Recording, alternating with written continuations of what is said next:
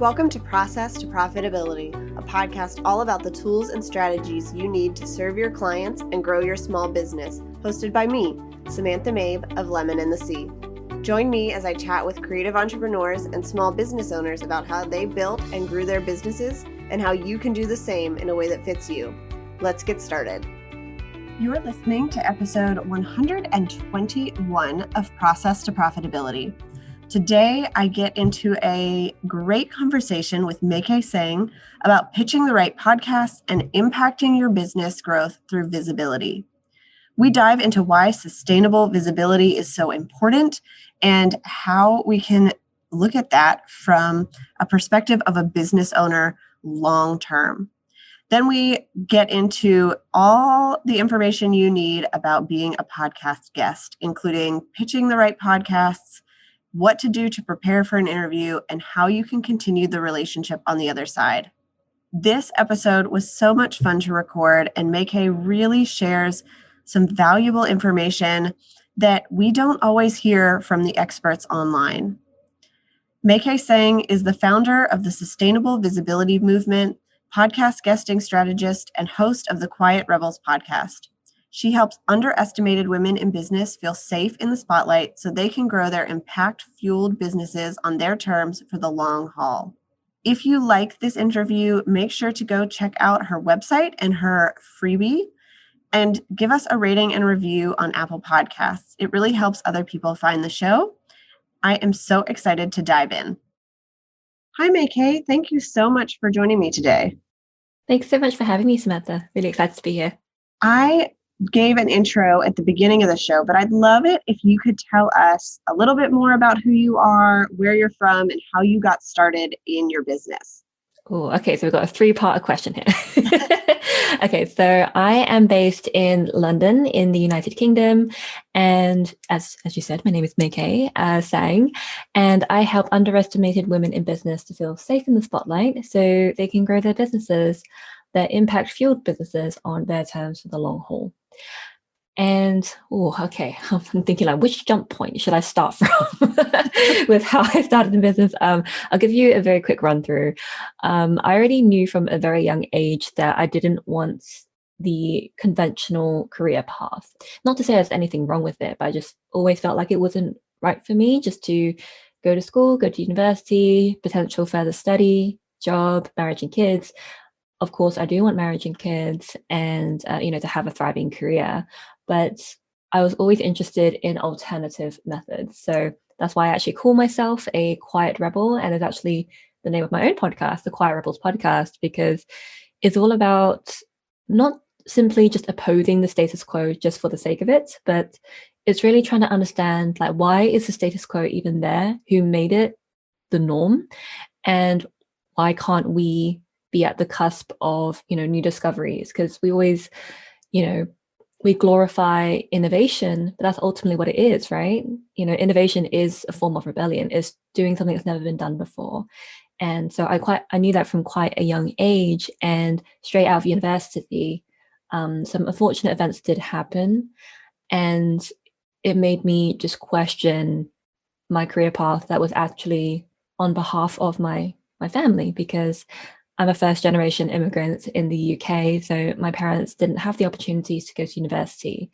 They had, secondary school education up to GCSE level, but for them, they wanted to see their daughters just to have opportunities they never had. So I felt like I really had to honor that for them. And I still am, but I definitely took a kind of like a curveball route to kind of get to where I am. And I have great relationships with my parents now. And they understand that I wasn't doing it to upset them, to venture off the path, that I'm doing what makes me happy and that it does good for other people. And so long as I have money in the account and I can pay my bills, keep a roof over my head, that they're like, okay, Mai-kee, as long as you got that, we're good. We're good. Yeah, I feel like so many people's parents are like that. Mine were like that as well. We were expected to go to college. And then when I left my job and started my business, they were like, are you sure you can do this? Are you sure this is going to pay your bills? Yes, exactly. And you know what? I've spent most of my life with my mum, like my my parents, like long story short, there was a time when they just chose not to be together anymore. So you know what that means. And I've really made a conscious effort to rebuild my connection with my dad. And over time, because my whole life, everybody has been telling me how similar I am to my mum. And it's wonderful. Like, I have her amazing laughter. I have her care instincts. I have her empathy. And with my dad, no one was really around to tell me like how similar I was to him. But I discovered it on my own just after spending more time with him, and for my stepmother to say, "Oh, you're just like your daddy." And I'm like, "Oh, thank God, I've got something with dad." And the thing I do have from him, which he didn't realize until I pointed it out to him, I was like, "Dad, I've got your business savvy." Because he runs his own business. He had a brick and mortar. But either way, we had a conversation literally yesterday at the time of this recording. And we were talking about business and how there's unpredictability.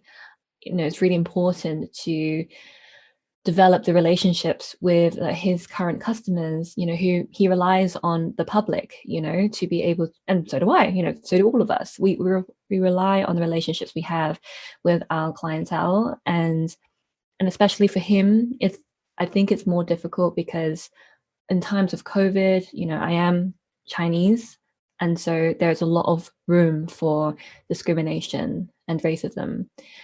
So for him, he's been counting on the goodwill that he's always treated his customers with, in hopes that no matter how the media may perceive us to be evil or the cause of a global pandemic, how he's still able to make it through, and his business is doing incredibly well. And I'm so grateful for that.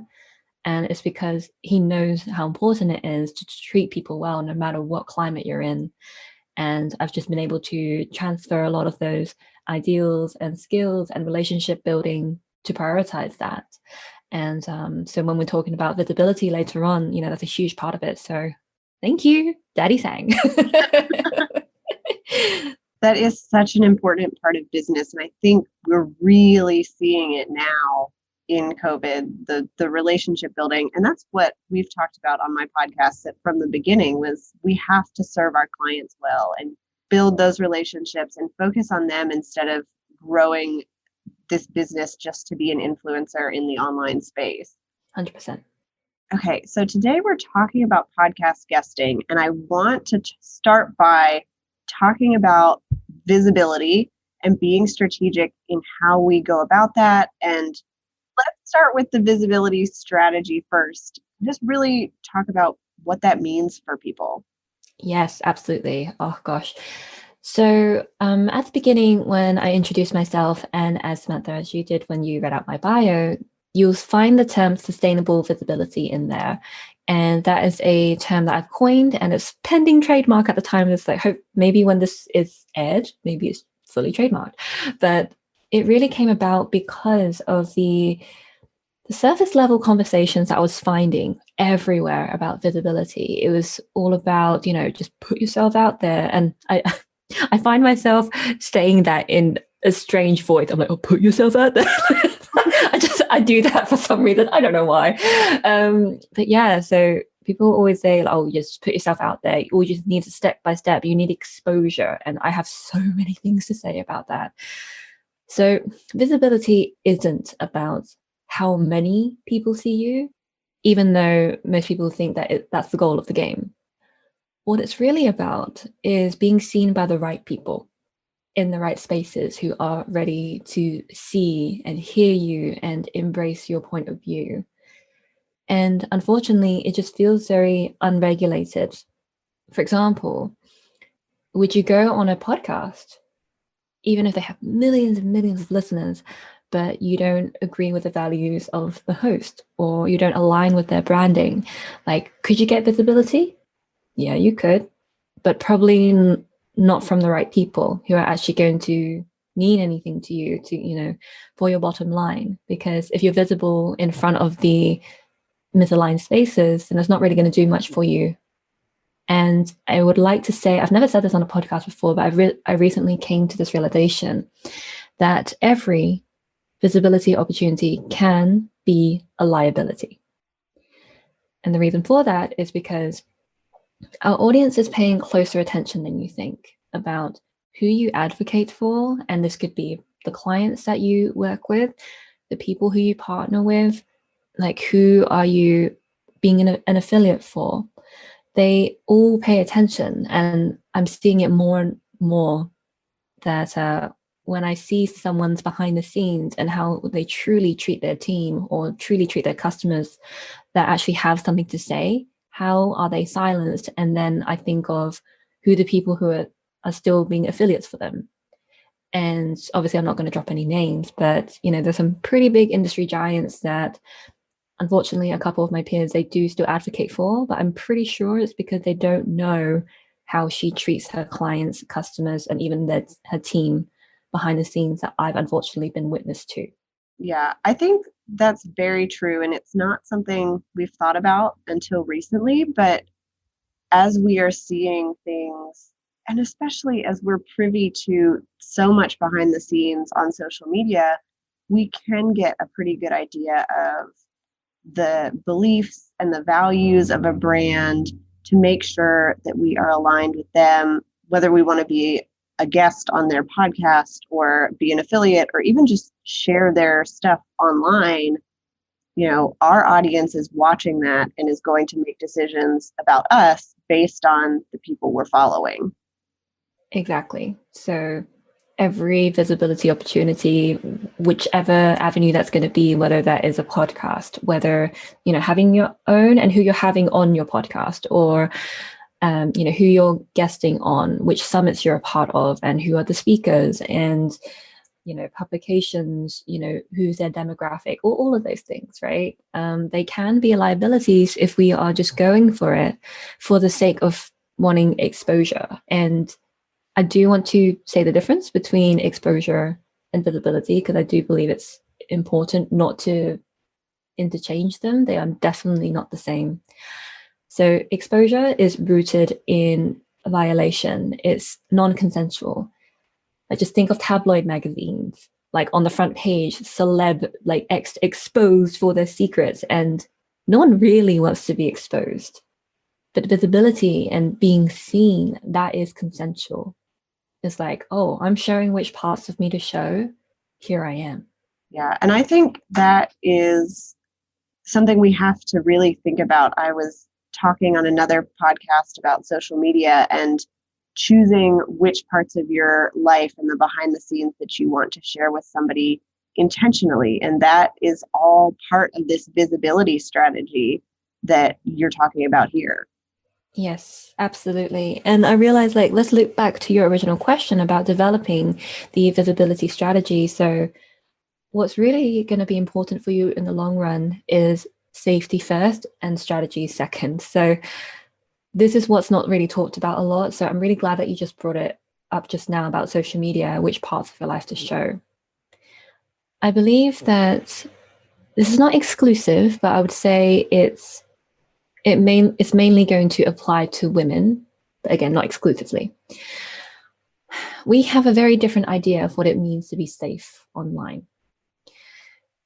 Like, I could go through so many avenues, but just being objectified just because of who we are, and just like various parts of ourselves that we show or don't show in regards to our personality or our body or even our family. And when I say safety first, we are never going to continue a visibility strategy that makes us feel unsafe, because we will naturally fall to that level of safety. We want to maintain that.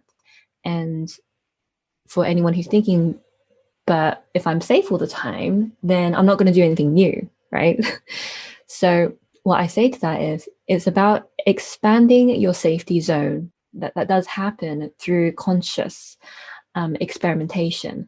But if it's forced upon you just because a quote unquote guru says so, and it feels completely wrong, and yet you do it anyway, you are actually exposing yourself, because it's actually non-consensual for you. It feels somewhat violating, but we're taught to trust the gurus. But I think in this day and age, I think you can agree with me, Samantha, that there is definitely a shift of consciousness and market sophistication in our industry. And we're turning the tide on giving the power back to the people, instead of relying on these experts who say it's their way or the highway. Yeah, I think we really are seeing that there are so many different ways to show up online. And there's a lot of different platforms, whether it's live videos or captions or audio. There's a lot of options that we have, and we can choose what we're comfortable with, what we're going to stick with, and then get our message out that way. Because when we can be authentic in how we show up, that's when people are going to connect with us. Yes, absolutely. And I love that you pointed that out, that there are so many different ways that you can show up, because I think most people think visibility is something that you either have or you don't. And that's not true. There are certain visibility styles that are more highly revered, I suppose. It has a lot more prestige to it. For example, being featured on Forbes, it is pretty prestigious. And don't get me wrong, I have goals for that too. But I had to ask myself, like, am I only worthy if I'm there? If I'm not, then I'm not worthy. And like, that's, of course, it's not true. And I'd just like to share that there's so many different ways to diversify your visibility to align with your personal capacity in this season of your life, because different seasons of our lives means that we have certain capacities for other things and not for other things. And it's really about getting into tune with that. So for example, podcast guesting. It really aligns with my personality type because 1, I'm a verbal processor. 2, I love intimate conversations. And 3, because I am an introvert. And for a podcast, it's a one-on-one thing.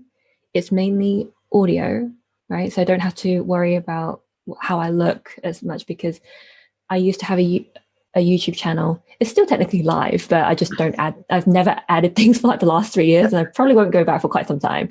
And it's because it took up so much capacity for me to film videos and edit them, because at the videos, I'm worrying about my lighting. I'm worrying about my makeup, my clothes, my, the asymmetry of my face that people have pointed out and I've been bullied for. It's things like that. They all got into my head, and unfortunately, it blocked the content that I actually really wanted to express in those videos. And when I'm editing, when you edit yourself and you cut out every and ah, it takes up so much time. But with podcast guesting, it feels more natural for me. So it takes up way less capacity, and I can do more of it if I choose to. And showing up, being visible, it counts, having a Zoom conversation. Even if it's one-on-one, even if the rest of the world doesn't know, you showed up for that person. Responding to a DM, whether it's written or a voice message or a video, that's still showing up. So there are private and public forms of visibility that you get to diversify your strategy with. And that is what helps you to show up sustainably without feeling like you have to be on constantly in one type. Yeah, that makes perfect sense. And I think it's really helpful for people to think through that and kind of get the permission, if they feel like they need it, to figure out what works for them. Yes, absolutely. Is your website actually working for you? There's only one way to really know if your website is supporting your business: the conversions you're seeing. That's why I've created a guide with 5 updates that you can make right now to get a higher converting website. Everything else, the number of visitors, your follows on social media, your Google ranking, is just vanity if it's not doing something bigger. The power of a well-designed strategic website is in moving people from checking you out to getting engaged. In this free guide, I'll give you 5 simple things you can update on your website to start getting more engagement and turning visitors into clients.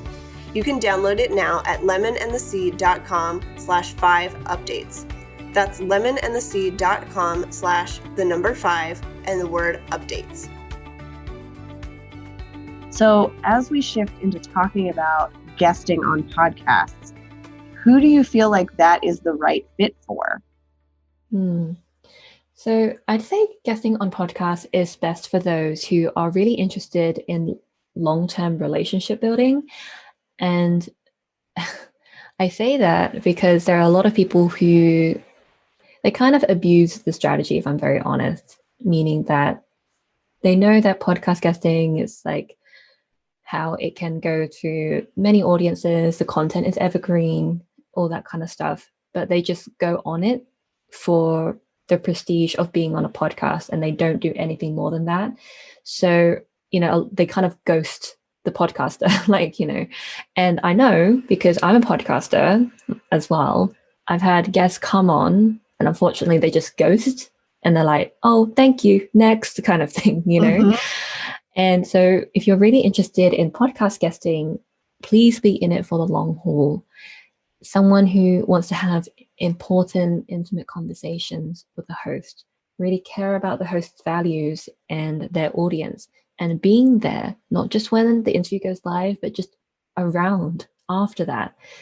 Keep promoting that episode, put the interview on your press page or your media page on your website, and just be a friend. I'm like, you won't be besties with every single host that you'll connect with, but just don't treat them like a tissue, Right. where you just use them and throw them away. Is because we feel that, and it's evident from their pitching. It's evident from the interview if they're lucky enough to pass the pitch round. But ultimately, podcasters are all about relationships. Mm-hmm. When somebody is planning on pitching some podcasts, and we've covered this a little bit, but what do they need to think about before they get started? Yes. So I'm glad you said this, because a lot of people go straight into the pitch and don't think about the after effect, because podcast guesting is not just about being on the interview. And this is why we talked about capacity before, because I want you to think of any visibility strategy. So for this example, it's podcast guesting, just like an aeroplane. So we don't think about how long the runway is that an aeroplane needs to go before it even takes off the ground, right? Most people just want to be in the air, right? And obviously they want to land, but they just focus on the liftoff. That's it. They don't think about the runway beforehand, nor do they think about the runway when they land. So this is what I mean. So what you need to think about before you pitch is, what topics do I need to talk about that's going to be beneficial for the audience, for the host? What's going to reflect on my brand and my eventual offers that I would like to lead some listeners to? So think of like all the things that you need to have in place for your business. You need your system set up. You need your lead magnet, whichever free offer that you're allowed to present at the end. Does that have the landing page? Is that connected to your email system? Do you have a nurture sequence? Do you have an eventual offer that you're going to like nurture them into? If you don't have any of that, then you're not going to really reap the true benefits of podcast guesting outside of the relationship. Relationship's always going to be the most important, in my opinion, but ultimately it feels like an opportunity wasted. So think about it this way. This is what I keep asking myself. It's like, okay, if I was going to be on Forbes tomorrow, would I be ready to handle that traffic? And if I keep saying no, then that means that there's still something on my back end to fix or to create in place to kind of fully be ready for them. It's kind of like, I think of this as a party analogy. If you're saying to everybody you're running a house party, like, hey, I'm going to have a party on Saturday, it's going to be epic. So you spend all that time telling everybody, like giving out the invitations. But by the time they actually get to your house, you've got no cups for beer pong. You've got, you've got no food. There's no music, and everyone's just going to leave. Like when they get to your house, like, oh, I thought you said that this is a great party, but there's nothing here. And so I guess, think of it that way. If you're going to invite a lot of people to your party, then do you actually have everything to keep nurturing them and to keep them entertained? Basically meet the promise that you are creating. I think that makes a lot of sense. And those are good steps to think about before you start pitching, is making sure those are in place. So once we get into sending those pitches, do you have a couple of tips just for people to pitch well and do a good job, even if they don't necessarily get on the show, but like do it the right way? Yes, absolutely. So the easiest way that I can share this is super easy to remember. So it's I call it the PR method. And no, it doesn't stand for public relations. That's it's kind of like a play on the words, So PR method. What is it? The P It stands for personalization, which sounds super obvious. It's common sense, but uncommon practice, unfortunately. And you're like proper nodding your head. So yeah. I know you know what I'm saying here. So personalization is the initial hook that you are going to grab someone's attention by. It may not be the host themselves. It may be, their team. So they might have gatekeepers in place, right? So personalization is what's going to get your foot in the door. So just saying like, hi, Samantha, right? That's already a start. I get ones where they say just hi or oh my God, I think I had one like, to whom it may concern. I was like, are you kidding me?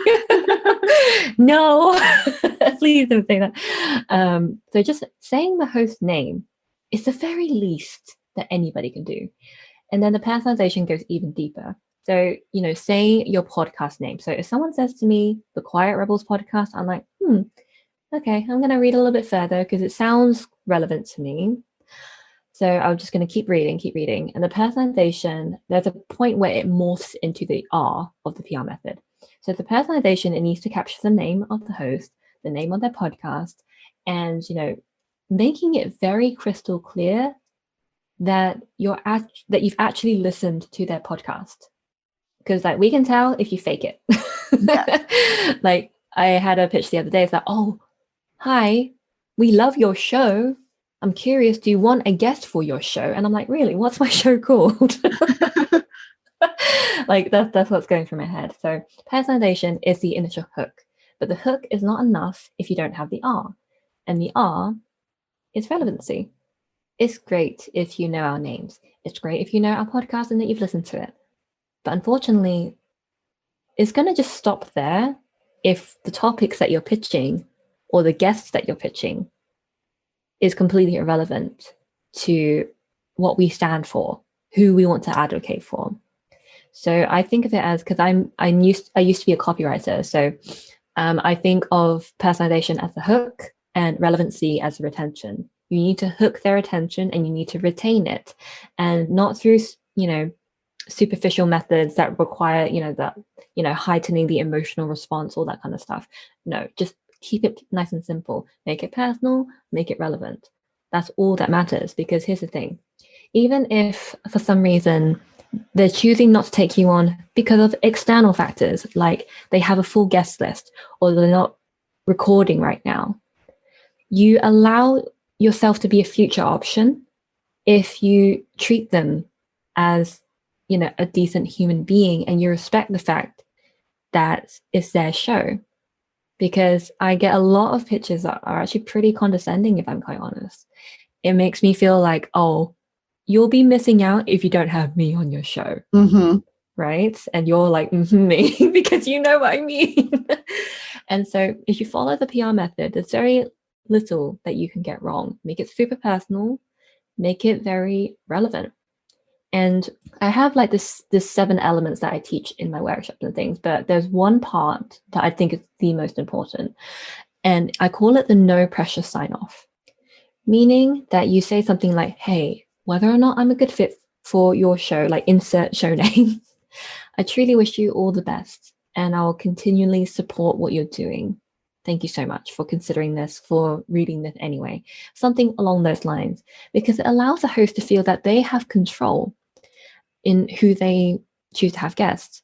Because unfortunately, not every person who's pitching them will make them feel like that. I've had ones where they're like, oh, they already assume that I'm going to say yes. And that, oh, and here's the link to book me in. I'm like, whoa, cowboy. No, this is my show, bub. So it's honestly leaving a good taste in their mouth. It's very simple. PR method, personalization, relevancy. There's very little you can get wrong if you really follow that. Yeah, I totally agree. As a podcast host, I have gotten pitches for people who want to come on and talk about real estate law. And I'm like, you clearly do not know what we talk about on this show. But I just reached out to somebody who pitched me like 6 months ago that I had saved because it was really personal. It was relevant to what I was talking about. And I emailed her and I was like, hey, I'm finally recording again. Let's have a chat about having you on the show. So It does make a difference. And, we do keep those tucked away if we think it's a good fit for down the road. Yes. So we're not lying, folks, when we say, oh, yeah, we'll add you to the list. There is an actual list. It's not just something that we say to cushion the blow a little bit. If we're saying no for the time being, there is a legitimate list. And I'm really glad that you say that, because for me, behind the scenes, I have my executive assistant who helps me coordinate all of my guests. And we have a list of people, for the future. We have a list for people who have pitched that they just haven't been interviewed yet. So I have a legit list too. All right. So if you do get accepted on the show, what kind of tips do you have for somebody to prepare? We're already assuming they've got kind of the funnel and the opt-in and all that in place, like we talked about. So what else might they need to do? Yes. So I call this a lull time. There is that lull between when your pitch gets accepted to when your interview is booked. Sometimes it could be weeks or even months later on down the line. So during that time, you may have lost that initial excitement that you had when your pitch first got a yes, right? So here's what you do. In between that time, you keep yourself up to date with their latest episode, so you can potentially reference some if they are relevant for your conversation. And also, this is like super, super, like I tell all of my clients and my students to do this, that listen to like some guest episodes that the host has done with someone and just really observe their interview style, because that interview style is going to be reflective for your experience. So for example, is the host someone who interjects with their guests? Or are they the type to kind of like hold space and sit back? Because depending on the fluidity of the conversation, is it like loads of questions in one go? Or is it very organic? Those are the things that you need to know, because it's going to allow you to easily respond to when, like sometimes some guests get hit with curveball questions and the guest isn't prepared for it. And so the best way to prepare yourself is to understand the interview style of that host. That makes sense. Yes, absolutely. And we all have permission to have brain farts, right? I have brain farts all the time. So what I do is that I keep a little checklist like on my table sometimes, where I just like have my core stats or a story that I want to share. It's just something that I can just refer to to keep me grounded if I'm feeling a bit up in the air. But I've done quite a lot of interviews at this point, so I've really become quite ingrained with my topics. But I know not everybody has that. And like at the beginning, I referred to my list all the time. So it really just takes practice and just being very comfortable with your topics and the multifaceted angles where you can be asked different questions. Yeah. And I think that's an important piece when you're choosing your topic to pitch, is that it's got to be something well, so that if you get a curveball question, you might have to pause and kind of create exactly what you want to say, but your stuff.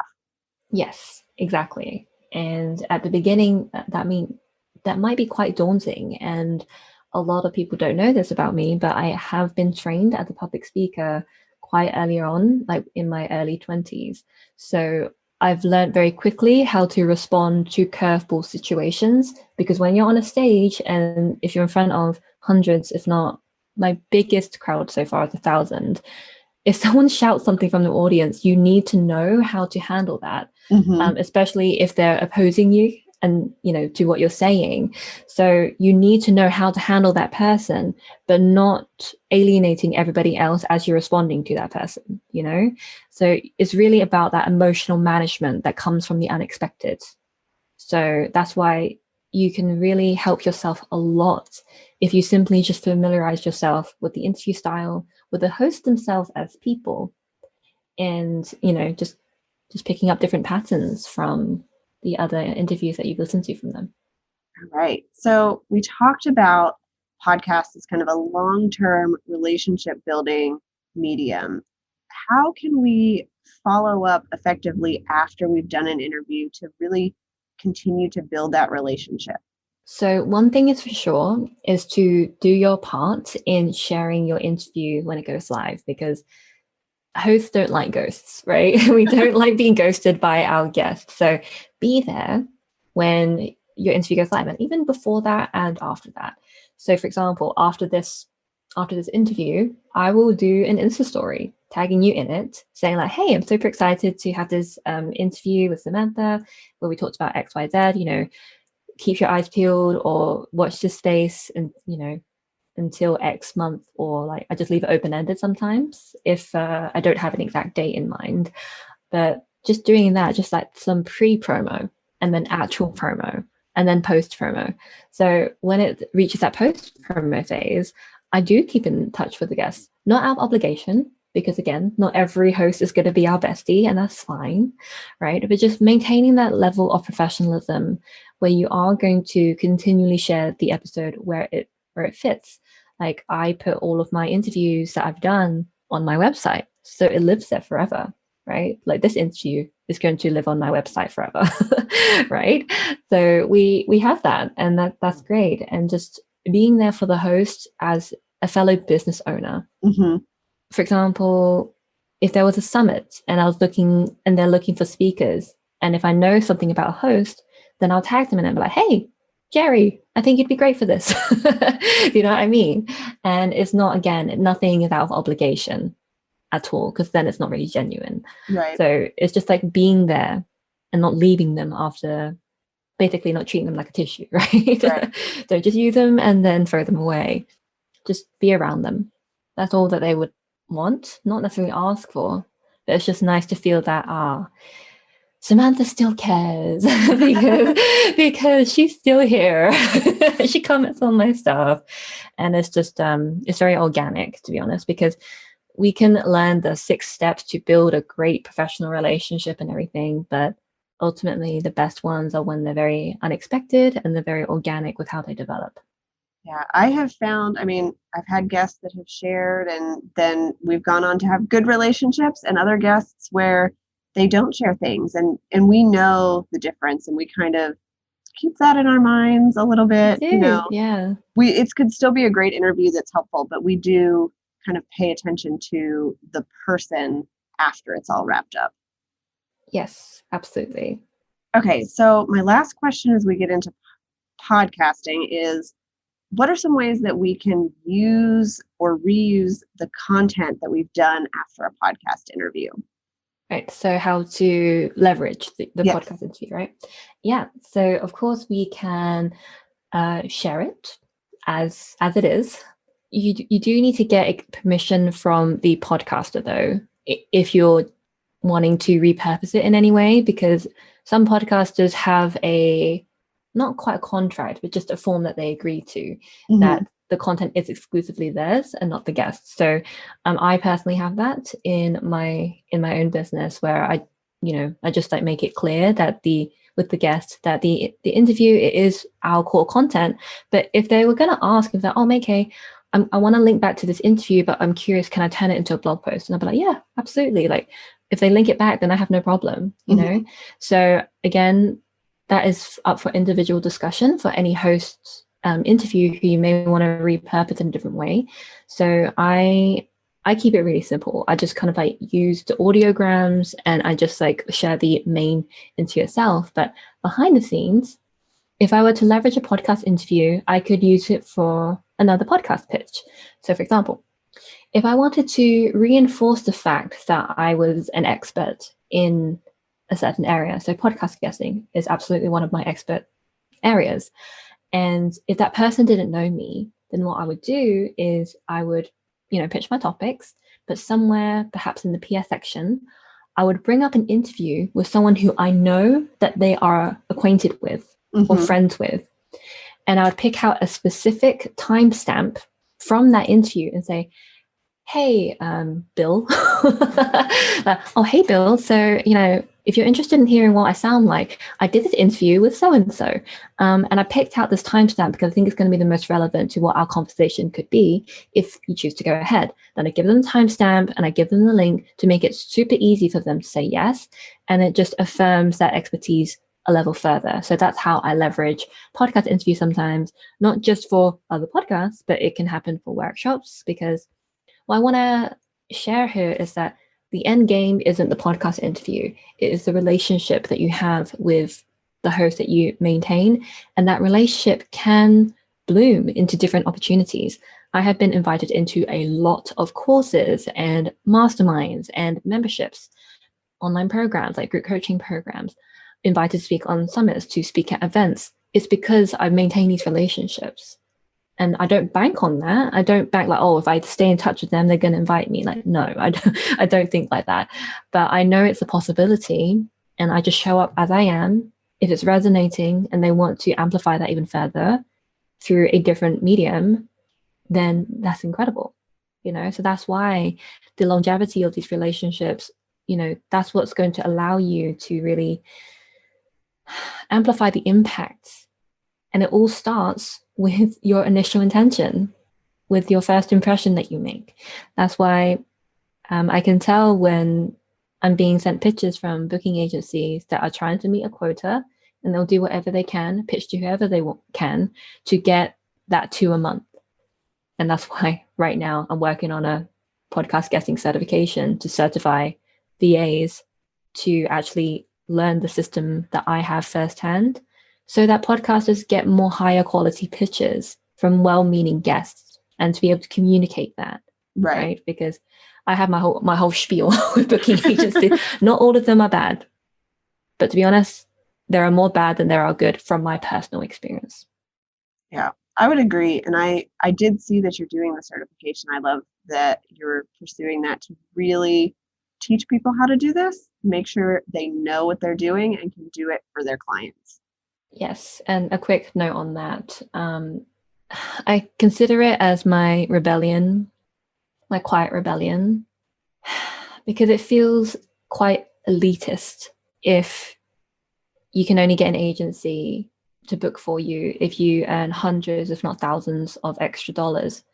Because doing my research for the certification, only one of the 9 that I've researched so far in the proximity of our industry, 8 out of 9, they require at least 1,000 a month, and you're normally locked into a contract of 3 to 6, 9, 12 months.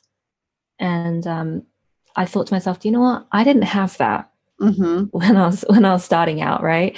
I did it all myself, and I just really want to bridge that gap so that podcast guesting is not just for the elite. It's for the people who have something really meaningful to say, and your degree of self-advocacy is going to be important if you're unable to break into that. And I've never wanted to break into that, to be quite honest, because it's like, no, I want to do it myself. I want to prove that you can do it without needing anybody else's help, without feeling like you're not worthy enough to be seen if you don't have 10 years of experience. Like, I don't have any of that. I had nothing to lose, really. So that's my little spiel. But anyway. Yeah.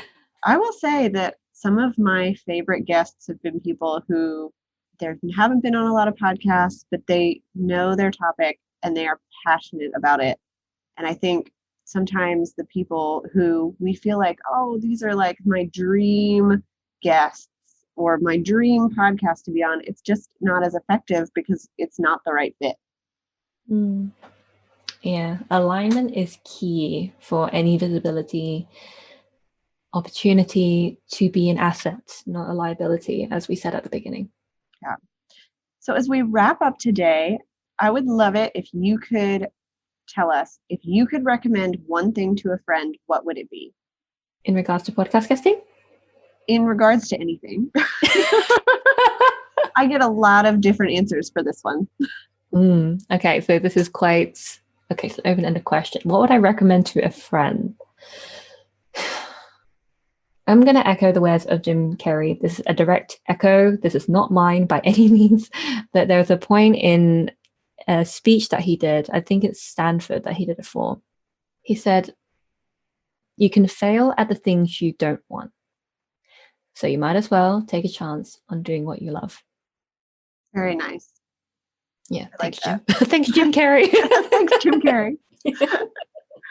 All right. So where can people find you and connect with you online to learn more about what you do and how they can learn from you? Yes, thank you so much. So if anybody who's listening to this point, first of all, hey ho, this has been quite a long interview, so thank you so much for sticking around. So if you are interested in learning how to guest on podcasts with integrity, I do have this free resource called Be Our Podcast Guest. And it's where I've asked 25 podcasters to share their out of the box advice for how you can pitch yourself, basically. And you'll find that there is a pattern amongst all of the podcasters, and it's pretty much the PR method, but they each have their own individual way of expressing it. So they're pretty much like 25 roadmaps to pitch to certain podcasters. But ultimately, it's just so you can hear directly from them what they actually look for. So I'm not talking out of my ass. This is from real life data collection. I feel like I kind of went undercover a little bit because even though we didn't speak about this in the interview, I got my start in podcast guesting, not by any traditional means, but it's because I challenged myself to pitch to 101 podcasts in 30 days. They're all hyper-personalized as well. And I managed to secure a 33% booking rate, so 1 in every 3. And I asked them, why did you say yes? And they started telling me why. And it's basically distilled in the PR method that I shared with earlier. So if you are interested in that resource, just hearing it directly from other podcasters themselves, all you need to do is go to 25experts.mai-kee-tsang.com. And if you want to stay in touch, which I hope you do, but if not, there's no worries, but you'll find me the most active on Instagram at Mai-kee Tsang. That's my Instagram handle, which I'll obviously pop over to Samantha because my name is not easy to remember. Not easy to remember to spell as well. So yeah, that's where you can find me. So thank you so much. Yeah, awesome. I will share links to that in all of the show notes so people can find it there as well. Thank you. Really appreciate it. Thank you so much for coming on the show today. Well, thank you so much for having me and being here for these conversations. Really appreciate you. Thanks for listening to Process to Profitability. Please take a minute to leave an honest review in iTunes so that I can help more small business owners and creative entrepreneurs find the show.